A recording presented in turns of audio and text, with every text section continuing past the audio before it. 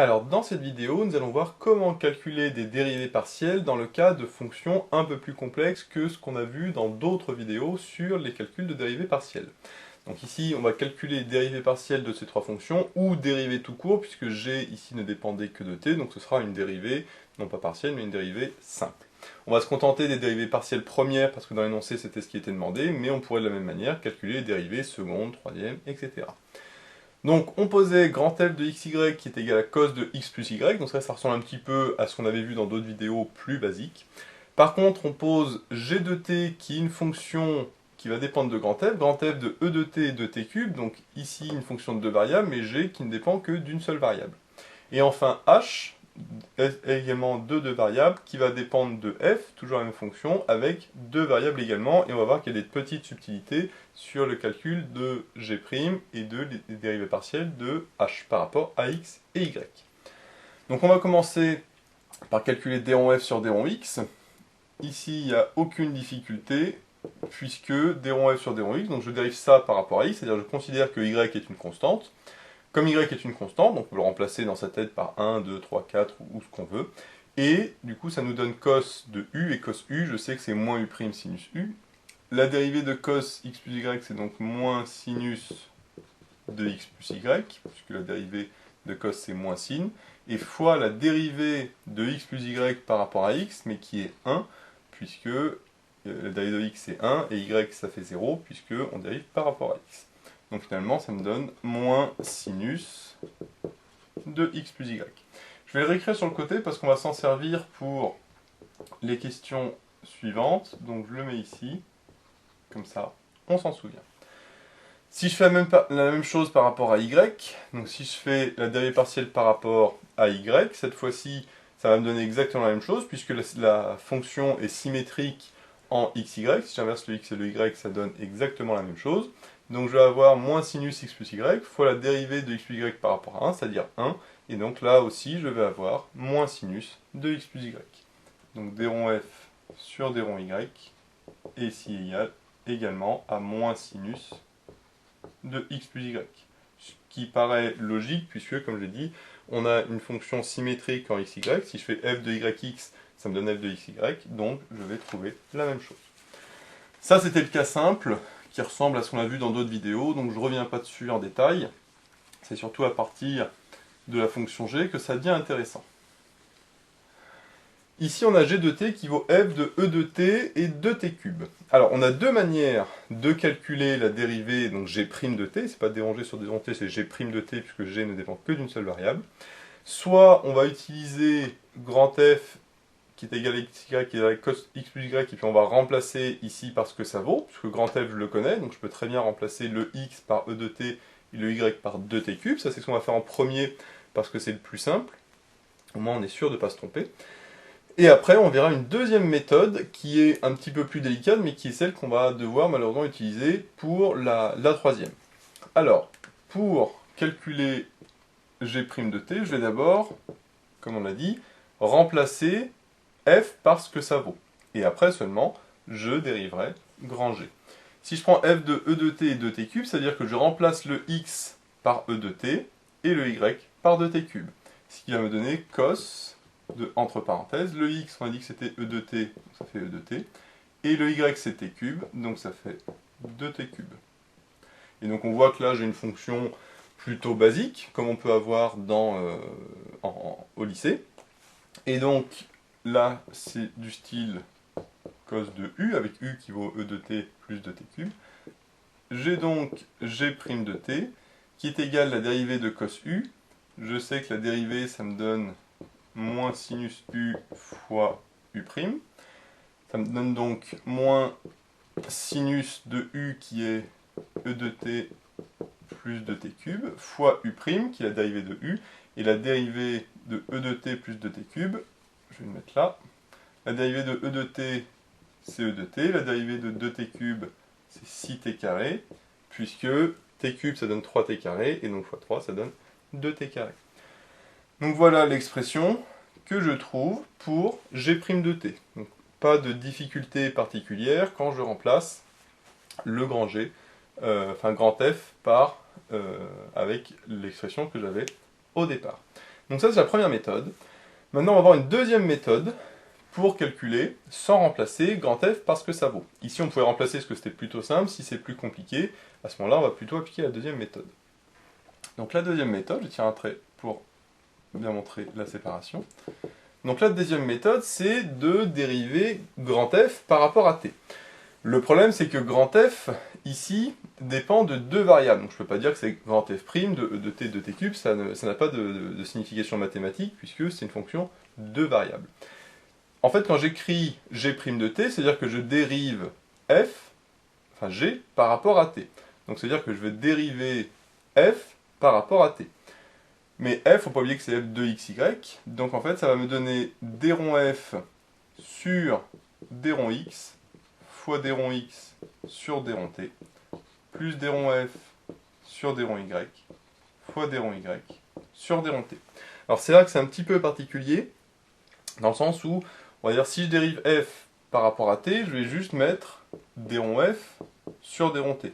Sauf que f ne dépend pas de t, mais dépend de xy. Si je pose x qui est égal à e de t, et y qui est égal à 2t cube.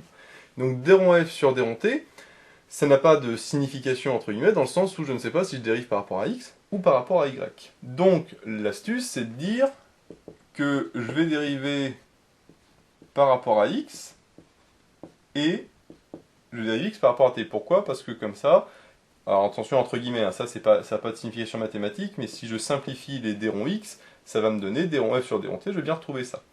Le problème, c'est qu'il n'y a aucune raison que je dérive plus par rapport à x que par rapport à y, donc il faut rajouter la même chose, mais en dérivant par rapport à y.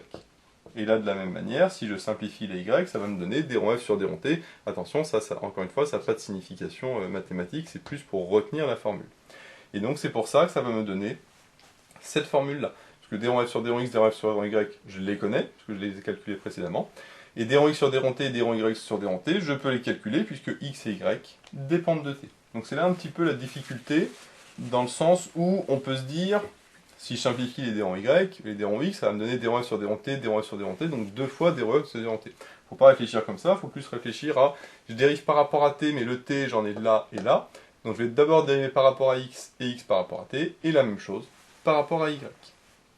Maintenant, je sais que d rond f sur d rond x et d rond f sur d rond y c'est égal à la même chose, donc je vais pouvoir factoriser par d rond f sur d rond x, que ça d rond f sur d rond x sur d rond y c'est égal à d rond f sur d rond x. Donc facteur de d rond x sur d rond t plus d rond y sur d rond t. Maintenant, il ne faut pas oublier que vaut x et y, mais comme on l'a dit tout à l'heure, x c'est égal à e de t, et y c'est égal à 2t cube. Donc d rond x sur d rond t, je dérive e de t par rapport à t, ça me donne e de t. Et de la même manière, d rond y sur d rond t, quand je dérive 2t cube par rapport à t, ça me donne 6t carré. Et donc si je remplace ici, d rond f sur d rond x, ça me donne moins sinus de x plus y, fois d rond x sur d rond t, on a dit que c'était e de t, et d rond y sur d rond t, c'est 6t carré. Alors là, par contre, attention, parce que j'ai mis du x et du y, et je l'ai mis du t. Le problème, c'est que x, c'est e de t, y, c'est 2t cube, donc je vais remplacer directement le x par e de t, et le y par 2t cube. Donc ici, j'ai 2t cube. Là maintenant j'ai plus qu'une expression en t, avec moins sinus de e de t plus 2t cube fois e de t plus 6t carré, qui est exactement la même expression que j'avais trouvée précédemment en calculant directement le g'. Alors ici je m'étais trompé, je dis 6t carré, j'ai écrit 6t cube, mais c'est bien 6t carré, hein, la dérivée de 2t cube c'est 6t carré. Donc voilà, deux méthodes différentes pour retrouver l'expression de g' de t. Sachant que la première est beaucoup plus simple dans le sens où j'ai juste à remplacer avec grand F et après à dériver comme une fonction simple d'une seule variable, donc là aucun souci. Par contre pour cette deuxième méthode, il faut penser à cette formule-là qui n'est pas forcément intuitive et donc être sûr de bien maîtriser cette formule parce que sinon on peut passer à côté de la formule. Donc voilà pour le calcul de g' de t. Pour grand H, ça va être un petit peu le même principe, sauf que grand H dépend de deux variables. Donc là, il va falloir calculer les dérivées partielles qui sont d rond h sur d rond x et d rond h sur d rond y. Alors là, la petite particularité, c'est que h de xy c'est égal à f de xy et x plus e de y. Alors on va dire c'est un petit peu le même principe qu'ici finalement. J'ai grand F de non pas xy mais de e de t et de t cube. Sauf que si je fais comme tout à l'heure j'avais dit que x était e de t et y c'était 2t cube. Donc là il faudrait que je dise que ça c'est x et ça c'est y. Le problème, c'est que je ne peux pas dire que x égale à xy et que y est égal à x plus e de y. Ça n'a aucun sens, puisque ce x et ce y ne sont pas du tout les mêmes x et y qui a marqué ici. Donc, malheureusement, il va falloir que je pose d'autres variables pour cette fonction, et on va dire par exemple que ce xy ça va être u, et que ce x plus e de y ça va être v. C'est ça la petite particularité. C'est que quand, dans grand F, j'ai pas xy, mais des fonctions qui dépendent de xy, je ne peux pas poser, comme tout à l'heure, x qui vaut la première variable et y la deuxième, et je suis obligé de changer la variable. Alors, c'est pas un souci dans le sens où, de toute façon, c'est des variables muettes. Donc, si ici, je remplace x et y par uv, c'est pas du tout un problème, et là, je pourrais du coup remplacer le x par u et le y par v, et faire la même chose à droite. Maintenant, voyons voir ce que ça donne au niveau du calcul de la dérivée de h par rapport à x. Quand je fais d rond h sur d rond x, là je vais appliquer d'abord la même formule que j'avais appliquée tout à l'heure, la deuxième pour g de t. Je ne vais pas remplacer f, je vais faire directement la deuxième méthode qu'on a vue.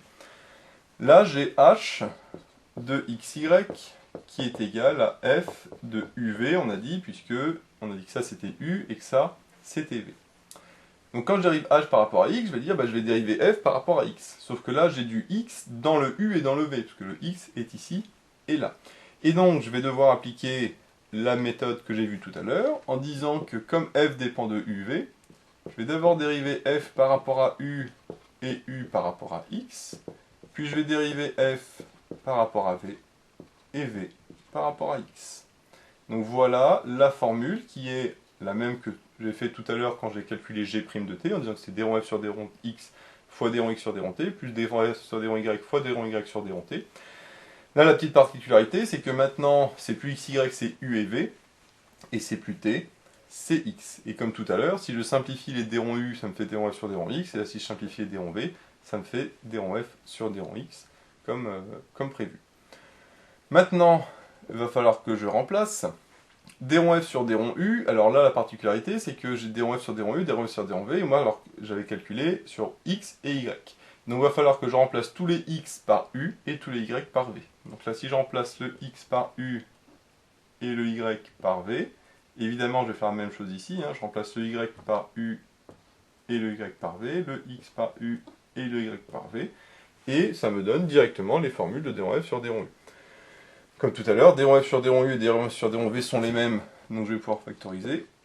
Donc ça me donne d rond f sur d rond u, facteur de ça plus ça, c'est-à-dire d rond u sur d rond x, plus d rond v sur d rond x. Maintenant, je vais pouvoir remplacer, sauf qu'il faut calculer les deux dérivées partielles ici, mais on a dit que u c'était égal à xy, et que v c'était égal à x plus e de y. J'ai donc d rond u sur d rond x, qui est égal à la dérivée de xy par rapport à x, c'est y, et la dérivée de v par rapport à x, ça donne 1, plus 0, puisque la dérivée de e de y c'est 0, parce que c'est une constante, puisque on dérive par rapport à x. Maintenant je remplace, d rond f sur d rond u ça fait moins sinus u plus v, c'est-à-dire moins sinus de u plus v, sauf que u plus v, il ne faut pas oublier que c'est ça et ça. Donc le u c'est xy et le v c'est x plus e de y. Maintenant le d rond u sur d rond x, on a dit que c'était y, et le d rond v sur d rond x, on a dit que c'était 1. Donc ça me donne y plus 1. Donc voilà l'expression que je trouve pour d rond h sur d rond x, c'est cette expression-là. Et normalement, j'aurais pu retrouver exactement la même formule en remplaçant d'abord grand F parce que ça vaut avec x, y, puis en dérivant. Ça, c'est ce qu'on va faire pour le d rond h sur d rond y qu'on va vérifier par la suite. Maintenant, on va faire directement d rond h sur d rond y avec cette même méthode, et je vais laisser tout ça parce qu'on va voir que ça ne change quasiment rien. Si je fais d rond h sur d rond y, c'est le même principe, je remplace le x par y, tout simplement, puisque f dépend toujours de uv, Donc, je fais d rond f sur d rond u fois d rond u sur d rond y, et d rond f sur d rond v fois d rond v sur d rond y. Ça ne change uniquement le d rond x qui est ici, puisque là j'ai juste changé le d rond x en d rond y. Le d rond f sur d rond u, d rond f sur d rond v, j'y ai pas touché, donc je peux toujours factoriser. Ici, je remplace par d rond y, parce que j'ai factorisé ici, j'avais le d rond x qui avait été remplacé par le d rond y. Donc là, j'ai juste à remplacer les dérivés partiels par rapport à x, sont les dérivés partiels par rapport à y. Quand j'arrive ça par rapport à y, ça me donne x. Quand j'arrive ça par rapport à y, ça me donne e de y. Donc finalement, ici, j'ai la même chose, que le u et v n'ont pas changé. Par contre, ici, j'ai ça plus ça, c'est-à-dire x plus e de y. Donc voilà l'expression que je trouve pour d rond h sur d rond y. Et après, bien sûr, je pourrais faire la dérivée seconde, etc. Mais ici, c'est pas le but. Alors vérifions quand même que cette formule est bonne si j'avais remplacé directement le grand F dès le début. Si je remplace grand F dès le début, ce que je vais faire, c'est que je vais d'abord redonner l'expression de h, et après seulement la dérivée. Donc h, on a dit que c'était f de xy, x plus 2y, c'est-à-dire que dans f, je remplace le x par xy, et le y par x plus e de y. Ça me donne donc le cos de x plus y, c'est-à-dire xy plus x plus e de y. Maintenant, j'ai une fonction qui dépend de deux variables, mais que je sais dériver, comme j'avais vu dans les formules, dans les vidéos précédentes. Donc si je calcule d rond h sur d rond y, la dérivée de cos, c'est moins sinus, donc de xy plus x plus e de y, fois la dérivée de ce qu'il y a dans le cos par rapport à y, la dérivée de xy par rapport à y, ça me donne x, et la dérivée de x, ça donne 0, puisque c'est y qui varie, et la dérivée de e de y, c'est 2y. Donc je trouve cette expression-là, qui est exactement la même expression que j'avais trouvée avec la deuxième formule. Donc comme on voit, les deux méthodes sont bonnes. C'est ici plus simple de faire avec cette méthode-là, je trouve, parce que f est plutôt simple, mais si f était compliqué, à ce moment-là, ce serait mieux de faire la méthode qu'on a vue précédemment, où on fait les dérivés partiels avec u et v, mais c'est un petit peu plus délicat au niveau de la formule. Après, c'est à vous de voir qu'est-ce qui vous plaît le plus, sachant qu'ici, la petite particularité, c'est que on avait grand f de xy, et ici on n'a pas f de xy, mais f avec des fonctions qui dépendent de x et y. Donc il ne faut pas dire que ça x c'est x et ça c'est y, mais ça c'est u et v ou d'autres variables, hein, n'importe. Dans le petit 1, c'était un peu le même principe, sauf que là il n'y a qu'une seule variable qui est t, mais au moins on peut dire que x égale ça et que y égale ça, puisqu'il n'y a pas de xy dans la formule. Donc voilà un petit peu l'idée du calcul des dérivés partiels dans des cas un petit peu plus complexes que ceux qu'on avait vus dans des vidéos précédentes. Donc voilà, j'espère que cette vidéo vous sera utile. N'hésitez pas à vous abonner pour être au courant des nouvelles vidéos qui sortiront.